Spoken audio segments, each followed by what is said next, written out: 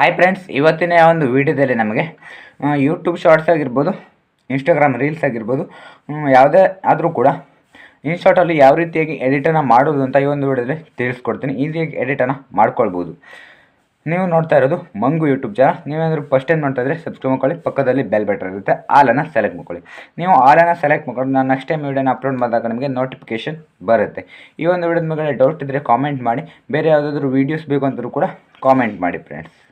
ಈಗ ವೀಡಿಯೋಸನ್ನು ಯಾವ ರೀತಿಯಾಗಿ ಎಡಿಟನ್ನು ಮಾಡೋದು ಅಂತ ನೋಡೋಣ ಬನ್ನಿ ಫ್ರೆಂಡ್ಸ್. ಈಗ ಇನ್ಶಾರ್ಟಲ್ಲಿ ಯಾವ ರೀತಿಯಾಗಿ ವೀಡಿಯೋನ ಎಡಿಟ್ ಮಾಡೋದು ಅಂತ ನೋಡೋಣ.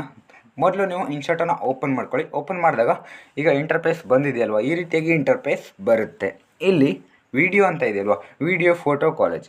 ವಿಡಿಯೋ ಅಂತ ಇದೆ, ವಿಡಿಯೋನ ಎಡಿಟ್ ಮಾಡ್ಬೋದು. ಫೋಟೋ ಅಂತ ಇದೆ, ಫೋಟೋ ಎಡಿಟನ್ನು ಮಾಡ್ಬೋದು. ಕಾಲೇಜ್ ಅಂತ ಇದೆ, ನೀವು ಫೋಟೋನ ಕಾಲೇಜ್ ಥರ ಮಾಡ್ಕೊಳ್ಬೋದು. ಈಗ ವೀಡಿಯೋದ ಮೇಲ್ಗಡೆ ಕ್ಲಿಕ್ ಮಾಡಿ.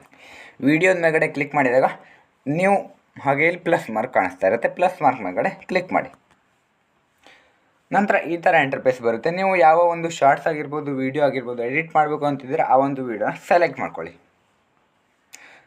ನಂತರ ಇಲ್ಲಿ ರೈಟ್ ಮಾರ್ಕ್ ಮೇಲ್ಗಡೆ ಕ್ಲಿಕ್ ಮಾಡಿ ಫ್ರೆಂಡ್ಸ್. ನಂತರ ಈ ಥರ ಇಂಟರ್ಫೇಸ್ ಬರುತ್ತೆ. ಇಲ್ಲಿ ಫಸ್ಟ್ ಆಪ್ಷನಲ್ಲಿ ಕ್ಯಾನ್ವಾಸ್ ಅಂತ ಇದೆಯಲ್ವ, ಅದ್ರ ಮೇಲ್ಗಡೆ ಕ್ಲಿಕ್ ಮಾಡಿ. ಇಲ್ಲಿ ನೀವು ಸೈಜನ್ನು ಸೆಟ್ ಮಾಡ್ಕೊಳ್ಬೋದು. ಇಲ್ಲಿ ನೋಡಿ ಇನ್ಸ್ಟಾಗ್ರಾಮು, ಯೂಟ್ಯೂಬು, ಹಾಗೆ ಎಲ್ಲ ಕೂಡ ಟ್ವಿಟ್ಟರು ಮತ್ತು ಟಿಕ್ಟಾಕು ಎಲ್ಲ ರೀತಿಯಾದಂಥ ಸೈಜ್ ಕೂಡ ಕಾಣಿಸ್ತಾ ಇದೆ. ಎಲ್ಲ ಸೈಜ್ ಇರುತ್ತೆ. ಇಲ್ಲಿ ನಿಮಗೆ ಯಾವ ಸೈಜ್ ಬೇಕು ಅದೇ ಸೈಜನ್ನು ಇಟ್ಕೊಳ್ಳಿ. ನಾನು ಒರಿಜಿನಲ್ ಸೈಜ್ ಯಾವುದಿದೆ ನಾನು ವೀಡಿಯೋ ಮಾಡಿರೋದು ಕ್ಯಾಮ್ರಾದಲ್ಲಿ ಅದನ್ನು ಇಟ್ಕೊಳ್ತೀನಿ.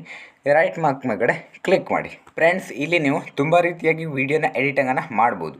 ಫಸ್ಟ್ ಇಲ್ಲಿ ಸೆಕೆಂಡ್ ಆಪ್ಷನ್ ಆಡಿಯೋ ಅಂತ ಇದೆ. ನೀವು ಎಕ್ಸ್ಟ್ರಾ ಆಡಿಯೋ ಬೇಕಂತಂದರೆ ಎಕ್ಸ್ಟ್ರಾ ಆಡಿಯೋನ ಸೆಲೆಕ್ಟ್ ಮಾಡ್ಕೊಳ್ಬೋದು. ನಂತರ ಇಲ್ಲಿ ಸ್ಟಿಕ್ಕರ್ಸ್ ಅಂತ ಇದೆ.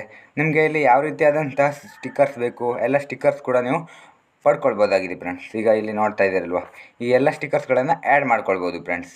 ನಂತರ ಟೆಕ್ಸ್ಟ್, ನೀವೇನಾದರೂ ಟೆಕ್ಸ್ಟನ್ನು ವೀಡಿಯೋದಲ್ಲಿ ಬರಿಬೇಕು ಅಂತಿದ್ರೆ ಟೆಕ್ಸ್ಟ್ಗಳನ್ನು ಬರಿಬೋದು. ನಂತರ ಎಫೆಕ್ಟ್ಗಳು, ಈಗ ಎಫೆಕ್ಟನ್ನು ಆ್ಯಡ್ ಮಾಡೋಣ.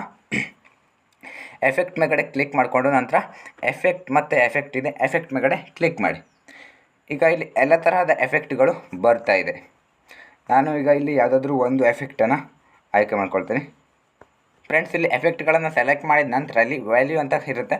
ಅಲ್ಲಿ ನೀವು ನಿಮ್ಮ ಒಂದು ಎಫೆಕ್ಟ್ಗಳಿಗೆ ಯಾವ ರೀತಿಯಾದಂತಹ ಸೈಜಲ್ಲಿ ಬೇಕಾಗುತ್ತೆ ಅಂತ ನೀವು ಸೆಲೆಕ್ಟನ್ನು ಮಾಡ್ಕೊಳ್ಳಿ. ಜಾಸ್ತಿ ಬೇಕಾದರೆ ಜಾಸ್ತಿ ಮಾಡ್ಕೋಬೋದು, ಕಡಿಮೆ ಬೇಕು ಅಂತಂದರೆ ಕಡಿಮೆ ಮಾಡ್ಕೋಬೋದು. ನಂತರ ಇಲ್ಲಿ ರೈಟ್ ಮಾರ್ಕ್ ಮೇಲ್ಗಡೆ ಕ್ಲಿಕ್ ಮಾಡಿ.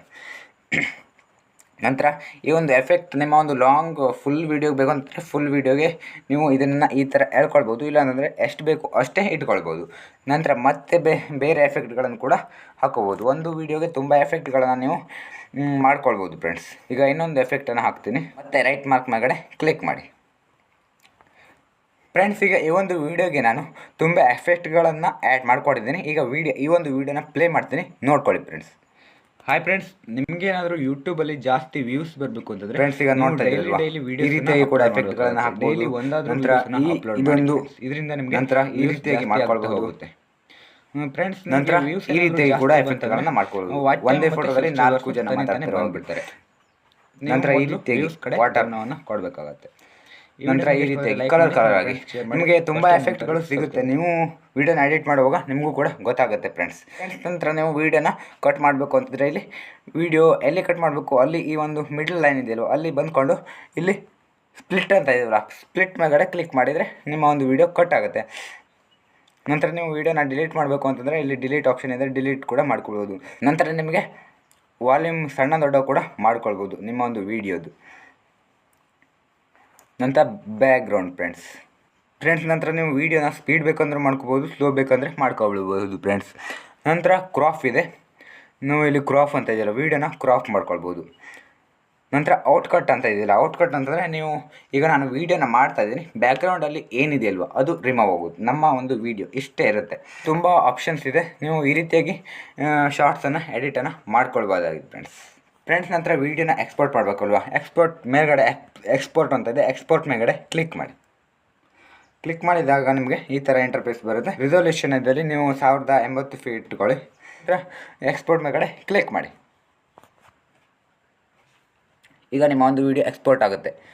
ಇನ್ಸ್ಟಾಲಿಂಗ್ ಅಂತ ಬಂದಿದೆಯಲ್ವ, ಇಲ್ಲಿ 100 ಆಗಬೇಕು. ಕನ್ವರ್ಟಿಂಗ್ ವೀಡಿಯೋ ಅಂತ ಇದೆ. 100 ಆದ ತಕ್ಷಣ ನಮಗೆ ವಿಡಿಯೋ ಗ್ಯಾಲರಿಗೆ ಸೇವ್ ಆಗುತ್ತೆ. ಇದಿಷ್ಟು ಇವತ್ತಿನ ಒಂದು ವಿಡಿಯೋ. ಇಲ್ಲಿಗೆ ಒಂದು ವಿಡಿಯೋನ ಮುಗಿಸ್ತಾ ಇದ್ದೀನಿ. ಮುಂದಿನ ವಿಡಿಯೋ ಜೊತೆ ಸಿಗೋಣ. ಮುಂದೆ ಬೇರೆ ಬೇರೆ ಥರ ವಿಡಿಯೋ ಎಡಿಟಿಂಗ್ ಬಗ್ಗೆ ತಿಳಿಸ್ಕೊಡ್ತೀನಿ. ಇಲ್ಲಿಗೆ ಒಂದು ವಿಡಿಯೋನ ಮುಗಿಸ್ತಾ ಇದ್ದೀನಿ. ಬಾಯ್ ಬಾಯ್.